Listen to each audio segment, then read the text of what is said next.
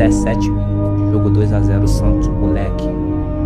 Meu irmão, moleque passando de avião. A gente não via bola. Neymar passava assim pelos caras como se estivesse jogando com criança de 5 anos. Aí lá na ponta esquerda, o Léo Moura faz a jogada, faz 1-2 com o Borges. Isso. Neymar, quando consegue achar o espaço, ele toca a bola pra mim, eu faço o pivô e devolvo pra ele. Depois driblou mais um volante, ainda deu o drible da vaca ao inverso no Angelim. Falei, caraca, Renato, por que tu não jogou o moleque na tela? Ele, pô, mano, não deu tempo. Quando eu saí pra fechar o ângulo, ele já tinha cavado. Quando eu tô olhando pra ele, eu tô tipo, que porra desse moleque fez, cara? Todas as pessoas aqui na Vila Belmiro deveriam se ajoelhar